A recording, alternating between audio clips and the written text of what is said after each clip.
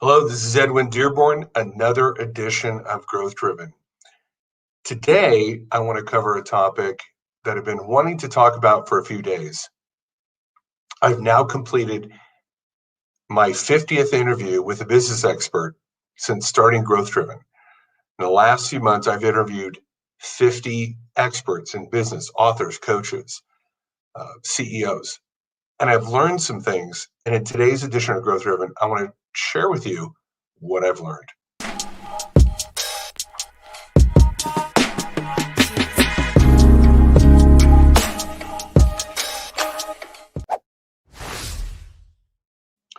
Good morning, everyone. This is Edwin Dearborn, another edition of Growth Driven. I've now interviewed my 50th guest on Growth Driven in the last few months. I'm excited to tell you that I've persisted to continue to do Growth Driven. You know, sometimes it's tough. If you're a content creator, you know, sometimes it's a little challenging to keep yourself inspired to always reach out, to always create content. But I've now reached a mini milestone of having interviewed 50 different experts, coaches, CEOs, CMOs, business owners, authors in this journey of mine to grow my channel called Growth Driven. And I'll tell you something, it's been very interesting, the effort, what has come back to me. And I want to kind of give you a synopsis, a general overview of what I've gathered.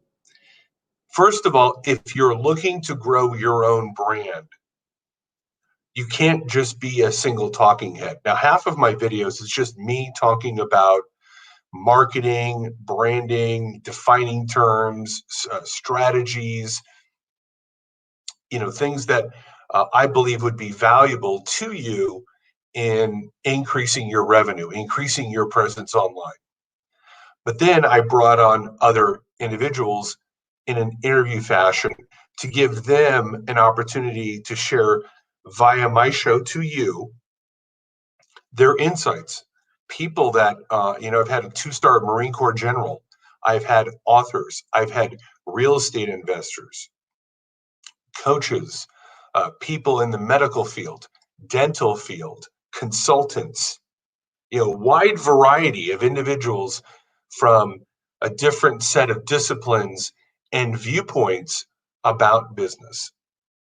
And I'm going to continue to go along that journey to bring to you experts. And my hope is that within this year, I bring another at least 75 business experts, coaches, etc., so that they can share with you their insights. I have learned so much. And see, if you're going to create content, collaboration is going to be a major pivot point for you. It's going to unlock opportunities, not only in what you learn because of what they are sharing with you, but two, when you have a collaborative spirit with these individuals, they now see an opportunity and you see an opportunity because you're collaborating together to go beyond just this show and work together. I've had several people now become referral sources.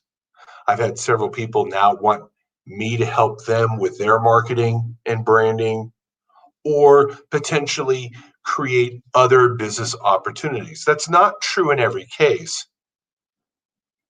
The main benefit has just been doing a deep dive with them and really getting inside their mind on what drives them, on what's working, what's moving the needle for them in terms of business development.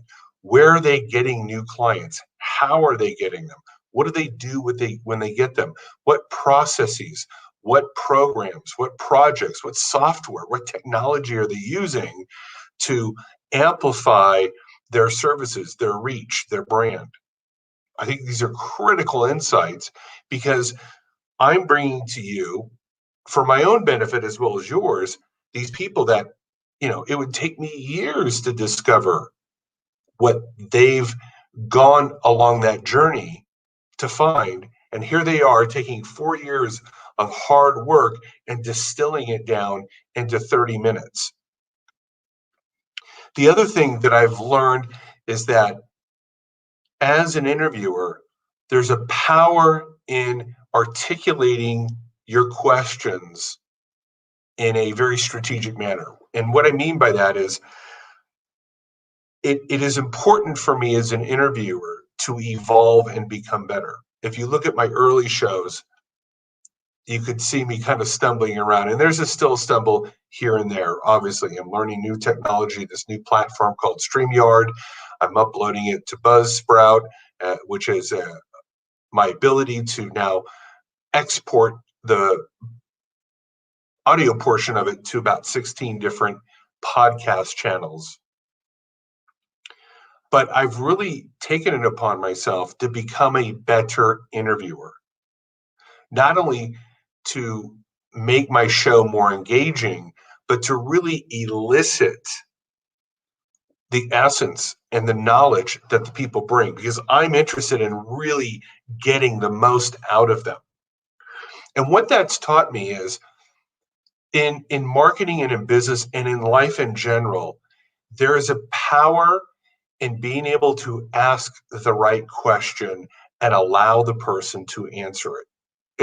It is as Jordan Peterson said, is become an articulate beast. There's a power in the ability to articulate the right question at the right moment and get the right answer or the full answer, or maybe the surprising answer that you didn't expect from the guest. And that to me is where the real nuggets of insight and knowledge are.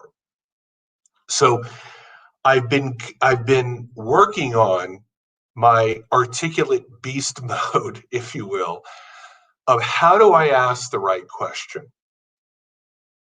And in my own personal development journey to become a better interviewer, becoming critical of myself, not in a self-invalidation way, but how do I really elevate my game? How do I become the Larry King? You take a look at, or Joe Rogan, you take a look at some of these guys that are just masters of podcasting, masters of interviews. And you can see that there's an incredible power in the subtle way, yet very strategic and intelligent use of questions, and then allowing the person to answer and creating a space in which they feel that they can open up, that they will be listened to, that they will be appreciated for what they're bringing to the table in terms of their knowledge, their insights, their experiences, their failures, their successes. How I've been able to judge my success in that is if I have a really good guest on my show and they say to me, man, that's a great question, or man, no one's ever asked me that question before, I know that I'm winning. The reason I say this to you is that if you can evolve in business to ask people the important questions, the right questions, the questions that elicit even for them the ideas or the insights that maybe they didn't even articulate, you become highly valuable to them. See, people that are great communicators are not just people that can stand on a platform and enunciate loudly or say words eloquently like a John F. Kennedy or a Ronald Reagan. They had a gift. I don't necessarily I'm not even close to having the gift of Ronald Reagan or John F. Kennedy. But what gift I can work on and I can improve is the ability to ask questions. And when you do that and you're someone who listens, people then open up to you, they trust you, and now new opportunities emerge. And that's a great takeaway that I want to share with you. Become a great asker of questions. Become an incredible listener. Let people fall into the answers and explain themselves and encourage them, because it builds trust. It builds a relationship by doing so. And point number 3, here's what I've also garnered. I've now seen new opportunities for me in business.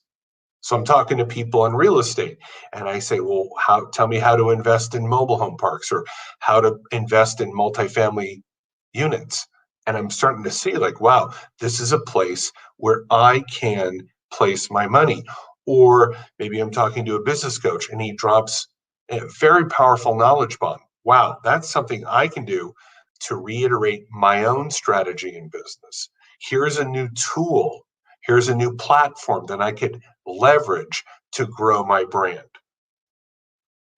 This too, whether you have a podcast or a show or not, the point is if you're out there networking and you're asking people great questions and you're an incredible listener, or at least working on becoming an incredible listener, you're going to find new strategies. You're going to discover new technologies and new methodologies and little tips and tricks that are going to elevate your game. You know, there's an old saying that you're only as good as, you know, the 5 people around you that you spend the most time with. Well, on my show, I've been able to exponentially grow that beyond just 5. How can I, you know, in my tenure of Growth Driven, whether that lasts 2 years or 3 years or 4 years, who knows how long the show will go. But let's say over the next few years, I accumulate interviews from 200 or 300 people. And not just to interview them so that I can have some content, but to interview them with the purpose and intentionality to delve into their mind, to discover and to grab a hold of and place in my own life their strategies, their tips, while also sharing those with you. What would happen to my life? What is going to happen to my life as I walk down that path and work with and network with and learn from these 200 to 300 people? This is the greatest college education that anyone could ever get. Right now, there are tens of thousands, maybe even millions of people that go into massive debt to go get a 4-year degree. And that 4-year degree may or may not get them a job. It may or may not teach them the critical life-saving skills such as finance, how to invest, how to manage your money, how to brand yourself, how to market yourself. Maybe that education lies in talking to 200 or 300 experts. Instead of taking that 100 grand and giving it to some college and hoping that diploma opens a door for you, what if you were to network and collaborate with 200 to 300 successful people over the next 2 years? I'd rather do the next 4 years spending my 100 grand networking with these people than learning from some book that was printed 20 years ago, or a set of books and professors that are no longer working in the industry in which they teach. This has been something that I've learned and I wanted to share with you as a result of now having interviewed 50 individuals on my show. When I get to the point of 100, I'll probably do a review then, and I'm sure that there'll be even more things that I will learn. This has been another edition of Growth Driven. Hopefully you're finding value in this. Like this video, share this video, or listen to this podcast. You make it a great weekend, and we will talk again soon. Bye-bye.